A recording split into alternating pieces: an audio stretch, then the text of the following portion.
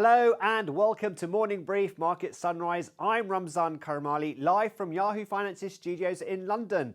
It's Monday, 28th July. Coming up on the show, the US and EU strike a 15% tariff deal in order to avoid a trade war. Meanwhile, the trade truce between the US and China is expected to be extended by 3 months. Samsung is to make Tesla AI chips under a $16.5 billion deal. And after record highs were hit every day last week on the stock markets, we ask, is the euphoria here to stay? So grab your coffee and let's own the morning.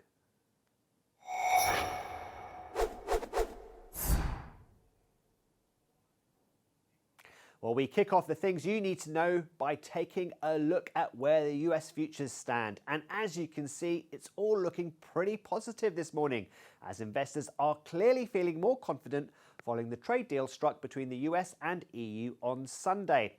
Well, the first thing you need to know before the opening bell rings is what an important week this is for the markets. Why? Firstly, there's a slew of economic data set for release, including the jobs report, inflation numbers, consumer confidence data, and Q2 GDP numbers, the broadest measure of how the economy is actually doing. But perhaps most importantly, the Federal Reserve will decide whether to cut rates or hold steady one more time. On top of all of that, 4 of the Mag 7 stocks report earnings this week: Microsoft, Meta, Amazon, and Apple. But that's not all. We also have the August 1st trade deadline. And that brings us on to the next thing you need to know before the opening bell rings, and the trade deal that the US and EU struck on Sunday. President Trump and European Commission President Ursula von der Leyen announced the deal from one of President Trump's golf courses in Scotland. So we have good news. We've reached a deal. It's a good deal for everybody, I believe. And I think you were saying this is probably the biggest deal ever reached in any capacity, trade or beyond trade. It is. Well, the framework of a trade deal has been agreed that will include a baseline tariff of 15% on EU goods imported into the US. On Friday, the president said that letters dictating tariff rates for over 200 countries would go out soon, while his administration works to clinch deals with larger trade partners, including India and Canada, though Trump conceded he hasn't had a lot of luck with the latter. But the next biggest deal the US can now strike is with China. And that brings us on to the last thing you need to know before that opening bell rings. According to the South China Morning Post, Beijing and Washington are expected to extend their tariff truce by another 3 months as trade talks that kick off today in Stockholm. And according to the Financial Times, the US has frozen restrictions on technology exports to China to avoid hurting trade talks with China and help President Trump secure a meeting with President Xi this year. The talks between Chinese and US officials in Sweden will be the third round of negotiations for the superpowers. Remember that earlier this year, President Trump looked like he was set to restrict technology exports to China. In April, his team told Nvidia it would block the export of its H20 chip, which was designed for the Chinese market after the Biden administration restricted more advanced chips. But after direct lobbying from Nvidia's CEO, Jensen Huang, President Trump reversed that decision. Okay, it's time to look in more detail at those big corporate results out later this week. Here's my colleague, Josh Lipton, with all the details. Time now for what to watch in earnings. It is a big week for big tech with 4 Magnificent 7 earnings reports on deck. Microsoft and Meta both reporting on Wednesday. Microsoft announced results for the 4th quarter after the markets close. AI and CapEx, we know, key focus for analysts this quarter, and they're expecting commentary about how AI is making the company's workers more productive. Facebook parent company Meta reporting 2nd quarter results also after the closing bell. Analysts anticipating Meta may scale back spending on its Reality Labs division to focus more on AI. It's a theme we've seen so far as big tech CapEx continues to rise. Apple and Amazon, they are both reporting on Thursday. Apple coming out with results for the 3rd quarter after markets close. Analysts expecting Apple to beat earnings estimates for the 3rd quarter, driven by customers rushing to buy products ahead of potential price hikes from new tariffs. And Amazon releasing 2nd quarter earnings also after the closing bell on Thursday. Investors will be be focusing on how the e-commerce giant is navigating tariff uncertainty. AWS revenue will also be in focus, which came in below analyst estimates in the first quarter.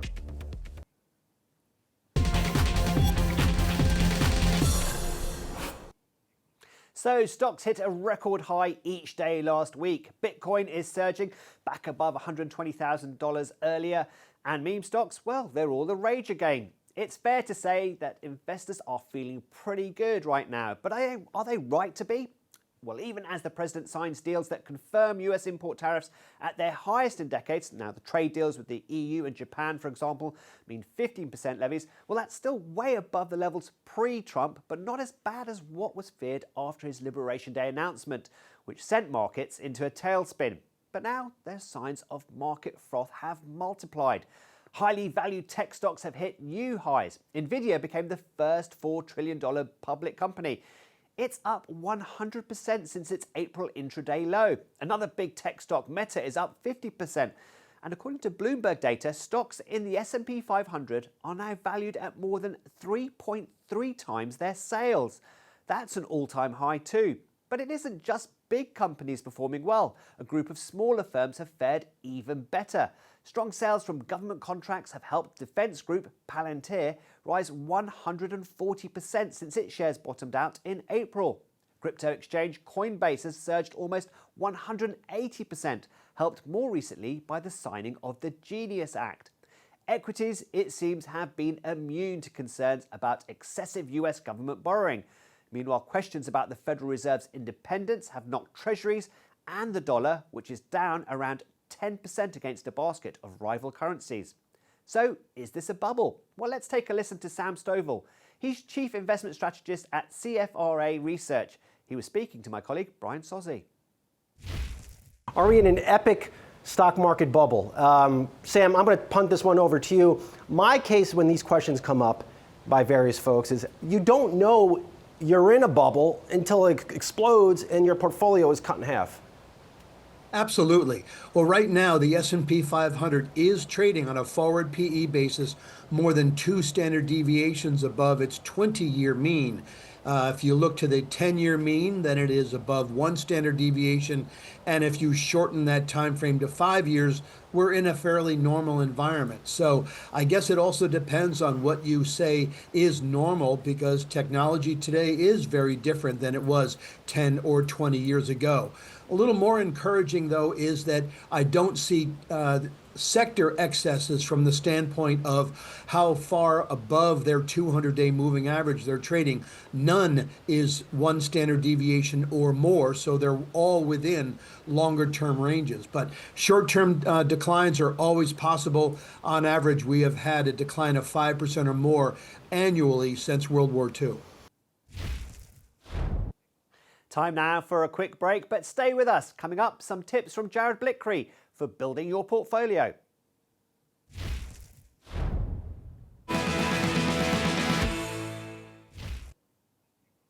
Well, after yet another record high was hit on Friday for the S&P 500, Yahoo Finance's markets and data editor Jared Blickry, who also hosts Yahoo Finance's Stocks in Translation podcast, compares the historic performance of the index, the traditional 60-40 portfolio, and managed futures in the context of smoothing out your portfolio.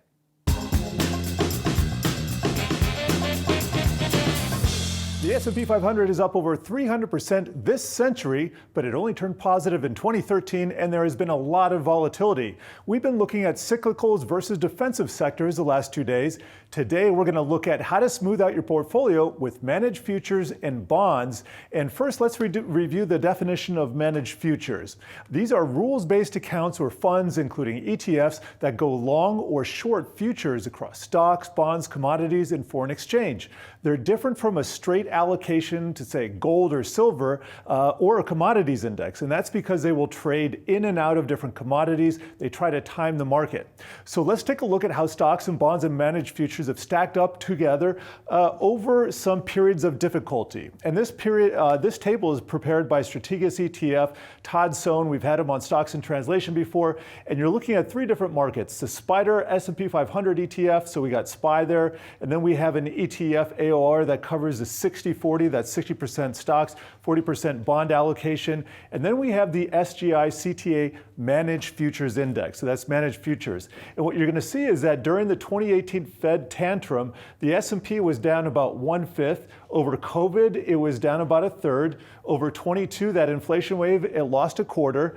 And then again, almost 1/5 during the 2025 tariff tantrum. Now, if you take a look at what bonds did, they lost a little bit less here, 10% versus 22, 21, 10% again, and then managed futures lost even less. But what really sticks out here is this one outlier, this green box where managed futures managed to rise 32.8% during that 2022 inflation wave, which tells me that they have done a better job at hedging risk than bonds did, because bonds only added to the losses that stocks had during that 2022 drawdown. And also 2023 was a bad year for bonds as well. So here is a chart that takes the S&P 500 for stocks. In green, we have the Bloomberg Aggregate Bond Index. And then in managed futures, I'm using the SG CTA Index, which is a little bit different than the one I was just showing. But this time series goes all the way back to the beginning of the century. And what I said before, the S&P 500 only turned positive in 2013, and that's because there was a double top created by the dot-com boom and also the global financial crisis high. But then it managed to gain 333% from those lows to this high right here. And then in the meantime, bonds had a more steady incline, and over that period, they've eked out about 172%, which is a nice return there. And managed futures, coincidentally, and this is pure coincidence, they managed to also return about 170%. But the paths by which bonds got there and managed futures got there were a bit different. Bonds had a more steady incline into about the early pandemic, but then they had a huge decline in that 2022 year that I was talking about. Meanwhile, managed futures tended to go sideways. There's a little bit of an uptick here, but they tended to go sideways to down in the teens. And that's when we had those near zero interest rates combined with low growth. Arguably, we have transformed into a new market environment, but I'll get to that in a second, because now I want to show you what the allocation looks like if you have just 100% stocks, and that's going to be the S&P 500 in white. So that's basically the same white line as the previous chart. But then in green, we have 60% stocks and 40% bonds. And then in blue, we have 60% stocks and 40% managed futures. And since the total return of both bonds and managed futures was the same amount, well, guess what? The allocations for them, the 60-40 either way, is going to also be the same. And if you were to do a 60-20-20 portfolio, it would kind of be in between these green and blue lines. But I didn't want to complicate the situation unnecessarily. We have to move on. I want to show you a table of all the stats put together. But first, I need to define the Sharpe ratio for you. This is the excess return over the risk-free treasury rate divided by volatility. So this shows you how much reward you can earn per unit of risk. And this is kind of the standard. When people talk about volatility adjusted risk, they want to take out that risk-free rate. And let's say the S&P 500 returned 10% this year, and treasury bills are returning 4%. Well, you only give credit for the S&P 500 6%. That's beyond that 4% to reach that 10%. So that's the critical distinction there.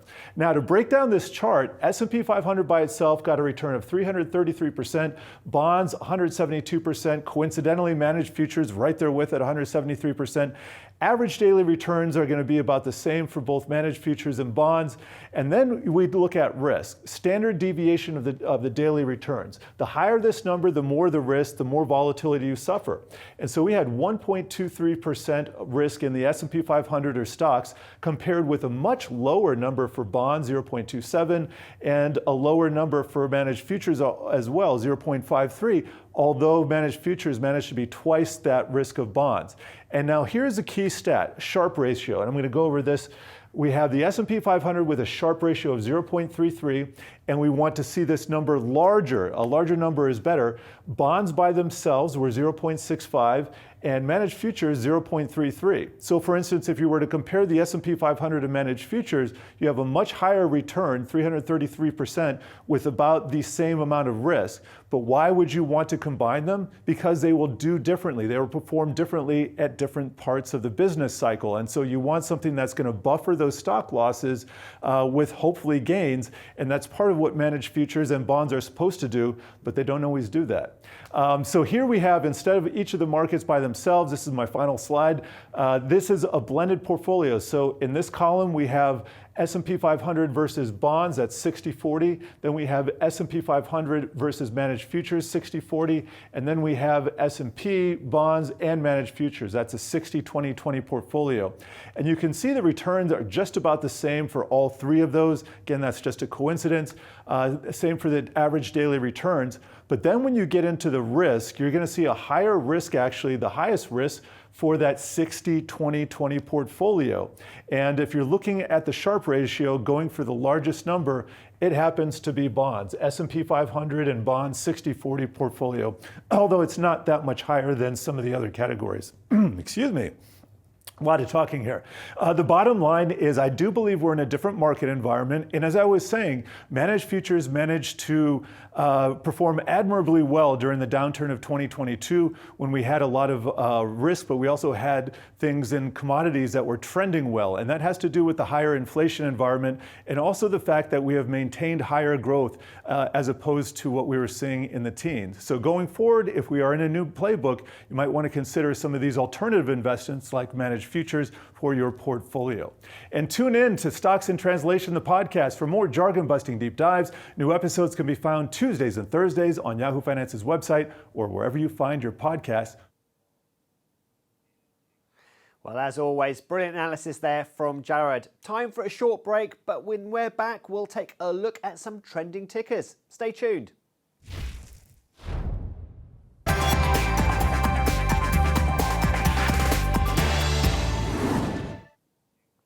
Welcome back to Market Sunrise. Well, our first trending ticker today is Ethereum. It's the second largest cryptocurrency by market cap.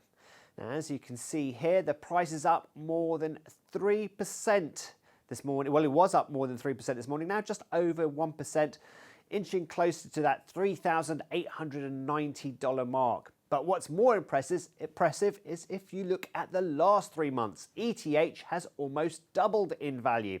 It's now recovered all the ground it had lost in the first quarter. ETH was worth less than $1,500 in April. So what's going on? Well, Ethereum is certainly benefiting from favorable legislation in Washington at a time where Bitcoin and stock markets are all at record highs. But there's one thing that sets Ethereum apart. It boasts a range of use cases in the Web3 economy and decentralized finance. In recent weeks, several companies in the crypto space have announced that they were using Ethereum to build their business. Now for our second ticker today, we take a quick look at Heineken. Shares of the Dutch beer maker fell more than 5% today as it reported a fall in beer volumes. Heineken said that beer volumes fell 0.4%, worse than the 0.3% forecast by analysts. Meanwhile, adjusted net revenue rose by 2.1% to 14.1 billion euros, topping forecasts for growth of 1.1%. The company's CEO defended the performance against the backdrop of tariff uncertainty. And now, one of the biggest stories of the day, Samsung and Tesla have announced a new deal in artificial intelligence. South Korea's Samsung Electronics jumped about 7% this morning after news broke that it would work for Tesla, producing artificial intelligence chips for Elon Musk's company. The deal, which is said to be worth $16.5 billion, could be a big win for the South Korean conglomerate. Samsung has been consistently losing ground to competitors in the chip-making space. Elon Musk said on X that Samsung's new giant factory in Texas will be making the next generation of A16 Tesla chips, and the strategic importance of this is, quote, hard to overstate. Tesla is up more than 1.5% in pre-market, as you can see there. Now, Samsung is facing a lot of competition from other chip makers. Nancy Tengler, CEO and Chief Investment Officer of Laffer Tengler Investments, and Stacey Rascon, Managing Director and Senior Analyst at Bernstein, share their thoughts with Julie Hyman on two major AI chip players, NVIDIA and Broadcom. I think you guys are on the same page when it comes to NVIDIA. You've got a buy-equivalent rating on it, Stacey. Nancy likes that one. Let's talk about Broadcom for a minute, because Nancy, this is one that you've liked for a while. Do you still like it? What are you going to be looking for from Broadcom, Nancy, going forward? Yeah, we do, Julie. I mean, it's our largest holding across all of our large cap equity strategies, member of our 12 best, our 5 for 25. I think, and it's outperformed NVIDIA pretty handily over the last year, almost double the returns for NVIDIA on a trailing 1 year. We've always called it the poor man's NVIDIA. I think we're going to have to come up with a new name. But one of the things that we're going to be paying attention to is, of course, the AI revenues. We've seen those compound at 60+%. They've announced new partnerships. We want to hear more about that. It seems that the rest of the business, the rest of the chip business may have bottomed. We'd like to hear some information and confirmation about that. And then I just think, it's just going to be about the future guidance. And Hock Tan has demonstrated he can acquire companies, make them accretive quickly. We bought the stock when it sold off on the Computer Associates. That used to be the name of the company they acquired. Wall Street didn't like it. They turned it around, made it a very positive acquisition. So we'll be listening for that too. Are there any acquisitions they're planning to make? And I certainly hope one of them is not Intel. Yeah, yeah, that would be something. Stacey, along with NVIDIA, is Broadcom are those the sort of must-owns in the chip space? Yeah, I'm frankly, in chips, it hasn't been great outside of AI, right? I mean, AI has been super strong. The analog, more diversified guys, like the people were playing those on cyclical recovery. Some of those prints so far this earnings season have not been so great. And there's worries about pull forward and everything else. Again, you got companies like Intel, which frankly are a basket case. I mean, if it wasn't for AI, the space would not be doing very well. So I do like the AI names. We cover NVIDIA and Broadcom. I like them both. Broadcom is just more expensive than it used to be. That's the only. Right. I guess hence Nancy's comment that they're going to have to rename it from the poor man's NVIDIA. Look, you got to remember Broadcom. Like not all that long ago was like 16 times earnings. Like now it's like the multiples like doubled, right? They are showing a lot of AI upside. A lot of that comes next year, but they're clearly. I mean, even in the last earnings call a couple of months ago, they're clearly calling for upside in their AI revenues next year on more inference demand. They're a massive player on AI networking, right? So there's a big play there. And Nancy, I think, is right. Their core semi business, which admittedly has been lousy, they're not the only ones. Everybody in those kinds of markets has been lousy. It doesn't look like it's getting any worse, at least. We can argue about when it's going to start getting better. I don't know yet, but at least it isn't getting worse. If you're looking into the near term, I mean, you could argue, again, we like both stocks. NVIDIA is cheaper. And they just got their China licenses reinstated, so there's probably more upside to their AI numbers this year for NVIDIA versus Broadcom. I think the Broadcom AI upside comes next year, and Broadcom's a little more expensive. And then there's a whole ASIC versus GPU debate. But I think you can own them both. Like I like them both. And again, AI is the only thing in semis right now that fundamentally is really working. Well, the AI chip race is something we'll certainly be keeping an eye on here on Yahoo Finance. Well, I'm afraid that is all we have time for on Market Sunrise for this morning. Please stay tuned with Yahoo Finance for continuing live coverage of the markets and your money all day and on streaming and online. Coming up next, join Julie Hyman ahead of the market on Morning Brief. I'm Ramzan Karamali. Go.